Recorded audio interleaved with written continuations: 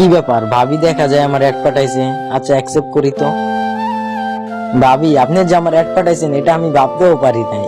একটা কথা জানতে আপনাকে অ্যাড পাঠাইছি। কি কথা ভাবি? আচ্ছা রাকিব আপনার কি হয়? আরে রাকিব আমার এলাকার বড় ভাই। হ্যাঁ।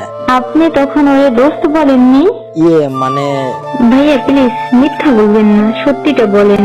হ্যাঁ বলছিলাম। ও কি সত্যি আপনার বড় ভাই? মানে ওই আমার ফ্রেন্ডই, বাট ভাইয়া প্লিজ 1 মিনিট। হ্যাঁ জান বলো, তোমার ফ্যান লিস্টে কিভাবে আসলো? আর ওই তুই কি তোর ভাবির অ্যাড পাঠাইছিলি? সত্যি কথা বলো ভাইয়া, তোমার কি হয়? বললাম না এলাকার ছোট ভাই। রাকিব আমি কিন্তু সব জানি।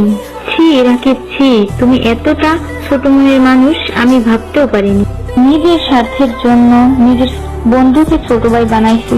ছি ছি, এটা তোমার থেকে আমি আশা করিনি। তুমি যে আমাকে ছোট করবা না এর কোনো মানেই নেই। তুমি যে কোনো সময় আমাকে ছেড়ে দিতে পারো।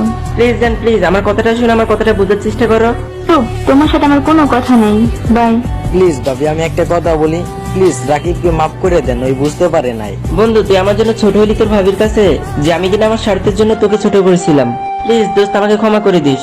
আমি আর কখনোই নিজে বড় হওয়ার জন্য আমার বন্ধুদেরকে ছোট করব না। দূর পাগল, বন্ধুই তো বন্ধুর জন্য। ভাবি দেখছেন ওর ভুলটা ওই বুঝতে পারছে, প্লিজ ওরে ক্ষমা করে দেন। আচ্ছা ঠিক আছে ভাই, আপনার জন্য শুধু আজকে ওরে আমি মাফ করে দিলাম। আচ্ছা দোস্ত ভাবি তাহলে আপনারা কথা বলেন, আমি যাই। হ্যাঁ আচ্ছা ভাইয়া ঠিক আছে, বাই, ভালো থাকবেন, আবার পরে কথা হবে।